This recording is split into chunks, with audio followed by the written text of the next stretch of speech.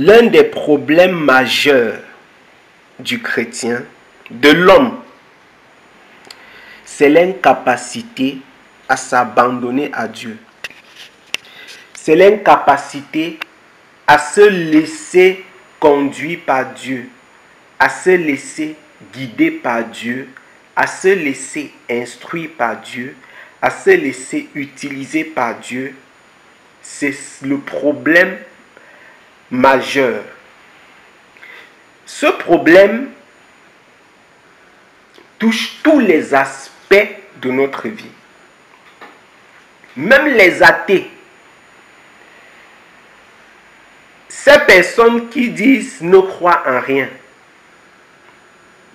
c'est parce que leur incapacité de s'abandonner à Dieu est plus forte que tout ce qu'ils imaginent. C'est à cause de cette raison-là qu'ils pensent que Dieu n'existe pas.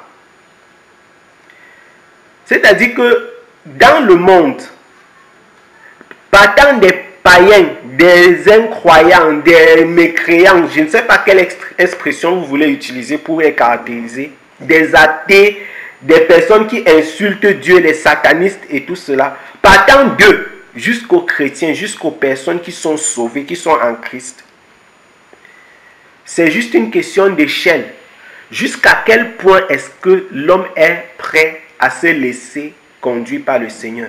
Il y en a qui ne veulent même pas en entendre parler, et il y en a qui font l'effort de s'abandonner, ne serait-ce qu'un peu, dans les mains du Seigneur. Le problème majeur de l'homme, et c'est ça qui cause toutes les pertes de l'homme, que ce soit sa perte dans sa propre foi, que ce soit même la perte du temps que le Seigneur lui a donné sur la terre.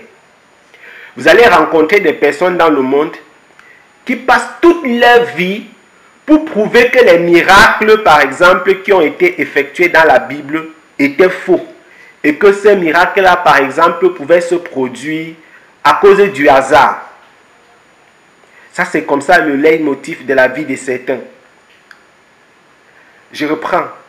L'un des problèmes majeurs de l'homme, c'est l'incapacité à s'abandonner à Dieu. Donc si nous prenons une règle, une échelle qui va de moins l'infini à plus l'infini, pour ceux qui aimaient légèrement les mathématiques, on aura l'échelle de la capacité à s'abandonner à Dieu. À moins l'infini, on a des gens qui ne veulent rien entendre, et à plus l'infini, on a ceux qui s'abandonnent totalement à Dieu. Sur cette échelle-là, on peut placer toute l'humanité. Plus tu es malléable entre les mains du Seigneur, plus tu avances sur cette échelle. Moins tu es malléable entre les mains du Seigneur et tu recules. Tous les hommes peuvent être placés sur cette graduation. Et c'est cette capacité-là qui détermine nos actes, nos faits, nos gestes et même notre foi. Les personnes qui ont cru véritablement au Seigneur Jésus-Christ, si vous lisez dans la Bible, vous allez voir des gens qui sont morts, qui ont décidé de mourir. Ils n'avaient pas encore vu Jésus. Il y a des gens qui n'ont pas vu Jésus avec leurs yeux, mais qui ont accepté de mourir pour un Dieu qu'ils n'ont pas vu avec leurs yeux. Pourquoi? Parce que leur capacité à s'abandonner à Dieu était plus forte que ce qu'ils voyaient. Leur capacité à croire, à s'abandonner à Dieu, leur a donné la possibilité de croire en ce que l'homme ne voit pas. Pendant ce temps, nous sommes dans le monde et il y a des miracles et des prodiges qui se produisent tous les jours. La nature en elle-même est un miracle, est un prodige. La façon dont les planètes sont constituées, la façon dont l'univers est construit. On a des milliers et des milliers de questions non répondues. L'absence de réponse à cette question en soi constitue un argument pour l'homme de s'arrêter et de se dire: je dois abandonner le combat, je dois me laisser à Dieu. Mais il y en a qui s'obstinent. Le problème de l'homme, c'est son incapacité à s'abandonner à Dieu. L'homme ne croit pas qu'il y a quelqu'un qui l'a créé. Les gens ne croient pas. Ils ne sont pas convaincus qu'il y a un Dieu qui a voulu qu'ils existent. Et je voudrais que vous repensiez à cela. Pendant que tu es debout, pendant que tu m'écoutes là, sache qu'il y a quelqu'un qui a pensé ta vie. Quelqu'un a pensé ta vie, c'est-à-dire quelqu'un s'est assis, il a réfléchi, il a conçu ta vie. Il a conçu, il a pensé, il a designé, il a dit que voici ce que je veux de Gaël, voici ce que je veux de Merveille, voici ce que je veux d'Olive, voici ce que je veux, etc. De Grâce, de Marielle, voici ce que je veux de Pierre, de Jean, de Timothée, d'André, etc. Il a conçu ça et il a mis sa conception en exécution. Pourquoi est-ce que je suis en train de dire ceci? Nous sommes en train d'aller quelque part. Je vais dire ceci. Si vous résistez à abandonner votre Dieu, votre vie à Dieu, c'est que vous n'êtes pas encore totalement conscient du fait que votre vie ne vous appartient pas. Cette histoire dont je suis en train de parler, c'est l'explication à la base des événements qui se produisent dans la vie de l'homme. Lorsque vous voyez les gens se suicider, quand quelqu'un dit « j'ai tellement de problèmes, j'ai tellement de soucis, ma femme m'a quitté », il se jette de la fenêtre. C'est parce que les gens croient que leur vie est entre leurs mains. Les gens pensent être les maîtres. Ils pensent pouvoir décider, ils pensent pouvoir diriger. Quand vous voyez des gens dire « je suis déprimé parce que telle chose est passée », c'est l'incapacité à s'abandonner à Dieu qui est la raison de toutes ces choses. C'est pourquoi je dis que ce soit dans la vie des chrétiens ou dans la vie du païen. Les personnes qui sont capables de transcender les difficultés dans la vie sont celles qui sont les plus convaincues dans leur cœur qu'il y a un Dieu qui dirige, qu'il y a un Dieu qui conduit. Plus tu vas grandir dans ton cœur, dans la connaissance du fait que Dieu est le maître absolu de tout ce qui existe, plus tu auras la maturité de traverser les difficultés sans être ébranlé. Quand tu perds ton travail, tu es debout. Quand on t'insulte, tu es debout. Quand on te méprise, tu es debout. Quand on te rejette, tu es debout. Pourquoi? Parce que tu es certain de ce que ta vie n'est pas entre tes mains. Il y a un Dieu qui dirige. Il y a un Dieu qui conduit. Tu es certain de ce que si je suis debout aujourd'hui, c'est parce que quelqu'un l'a voulu. Tu n'es pas debout parce que tu as voulu, parce que c'était ta volonté, parce que tu étais fort ou tu étais forte. Parce que tu avais reçu un concours particulier. Il y a des personnes qui, peut-être, s'il fallait regarder le mérite, auraient mieux mérité que nous. Mais nous sommes ce que nous sommes et ces personnes sont ce qu'elles sont. Si vous réussissez dans votre marche chaque jour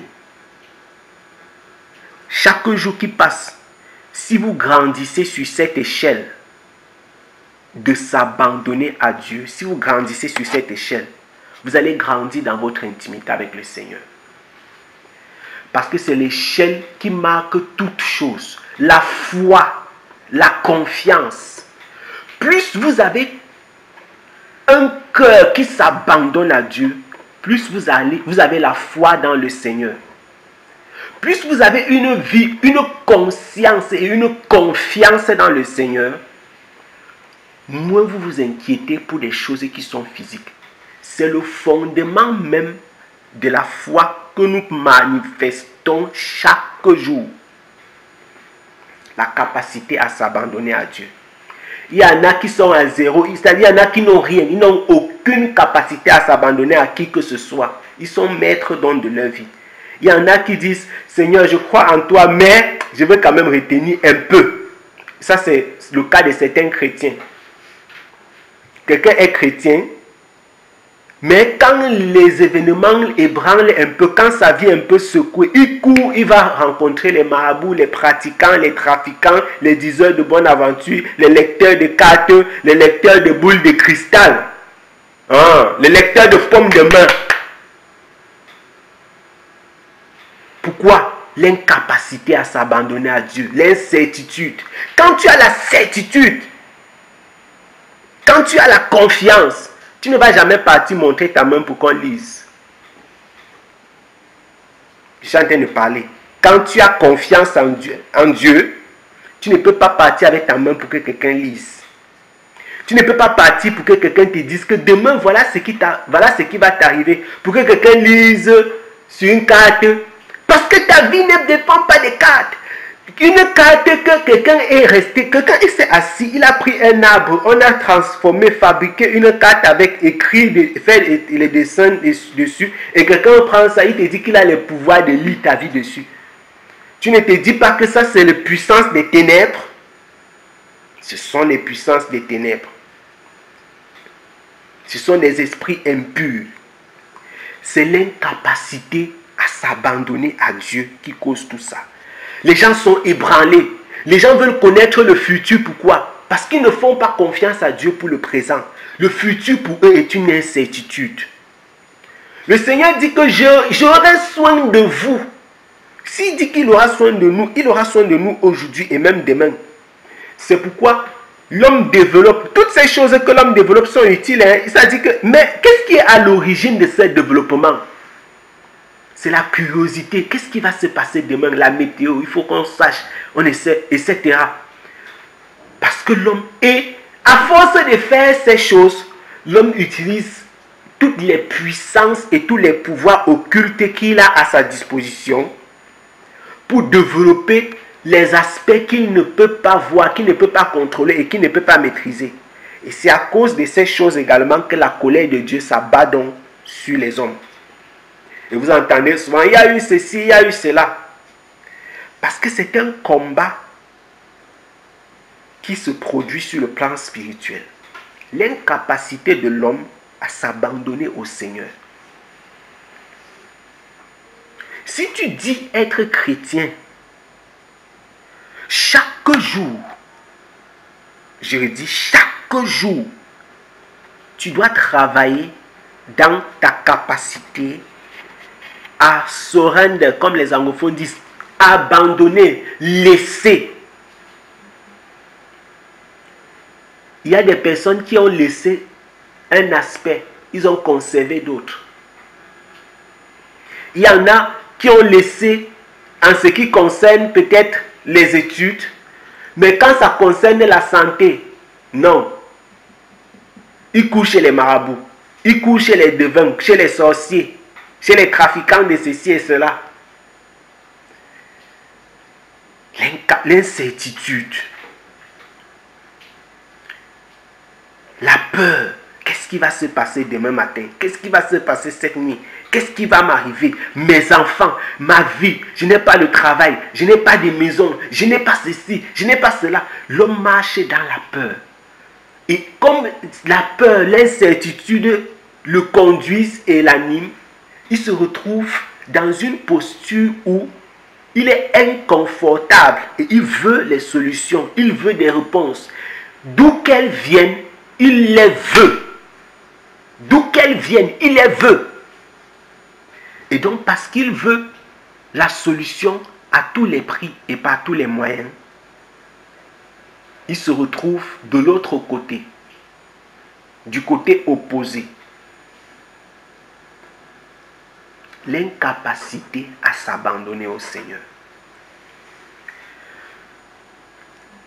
L'enfant de Dieu, le serviteur de Dieu, la fille du Seigneur, le fils du Seigneur, c'est celui qui regarde à Dieu en tout et pour tout.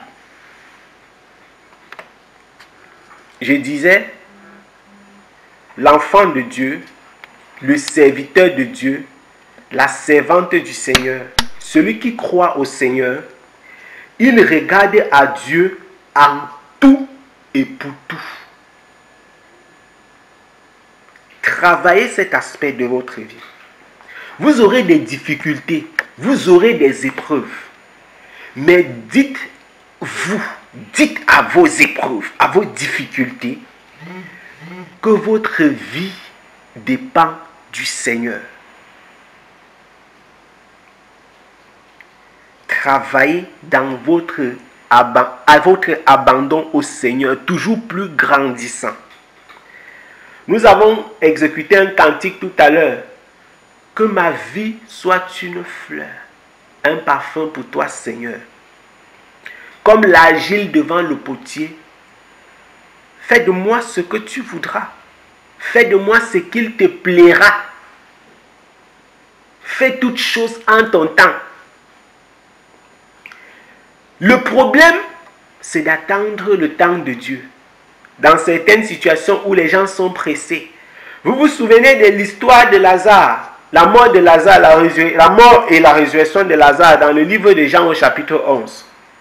Quand Jésus est arrivé, les sœurs de Lazare ont vite fait de dire que si tu étais là, notre frère n'allait pas mourir. Mais, pourquoi elles ont dit ça? L'incapacité de l'homme à attendre le Seigneur, à laisser le Seigneur faire en son temps. Fais toutes choses en ton temps. L'incapacité, c'est cette incapacité-là qui pousse les hommes à courir, à s'agiter, à monter, à descendre. À dire que oh, le temps est passé, Fais vite, on va vite, Si tu ne fais pas ceci. Beaucoup de filles se sont retrouvées dans les ténèbres, mariées avec des esprits impurs, mariées avec des hommes qui sont des sorciers, voilà, et tout ça. Parce qu'ils disent, le temps est passé, il faut que je me marie cette année, parce que l'année prochaine, voilà. Et elles se sont retrouvées dans des situations compliquées. Même les gens du monde disent que vaut mieux être seul que d'être mal. Quoi? Mal accompagné, c'est ça?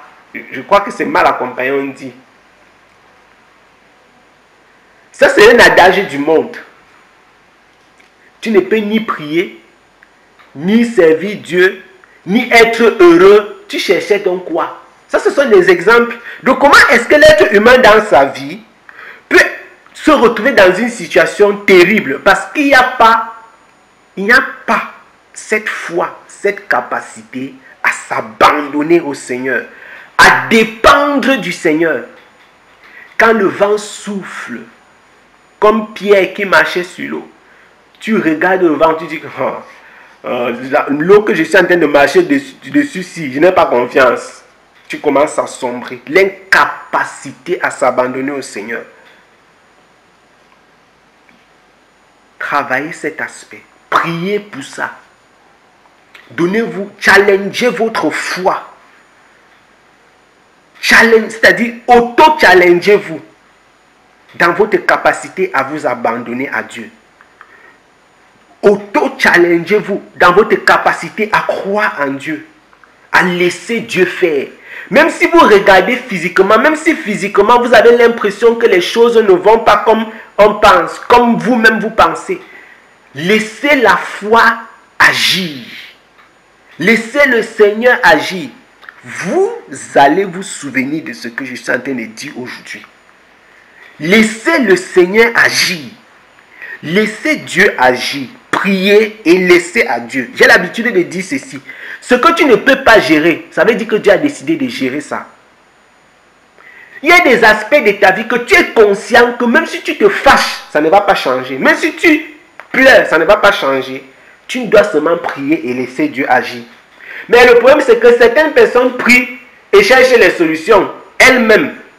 Ce n'est pas qu'elles prient en disant à Dieu que aide-moi à trouver la solution. Non, elles prient et elles cherchent les solutions avec la chair.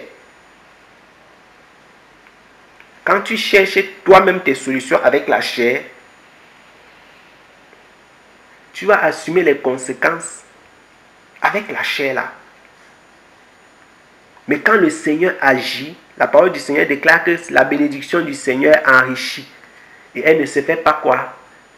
Elle ne se fait suivre d'aucun chagrin. J'ai terminé.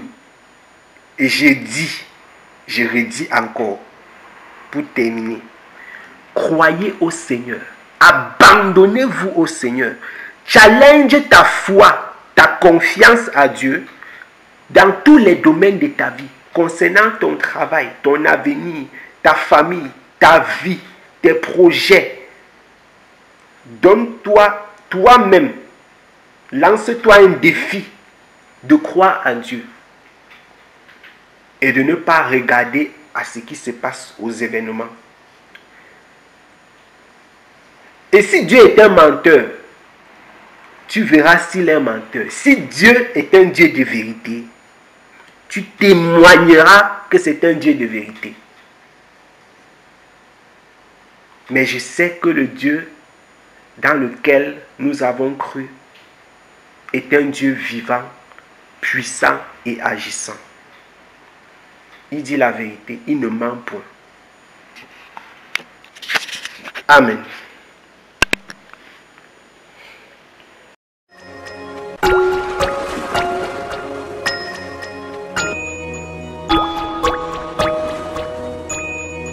Mm-hmm.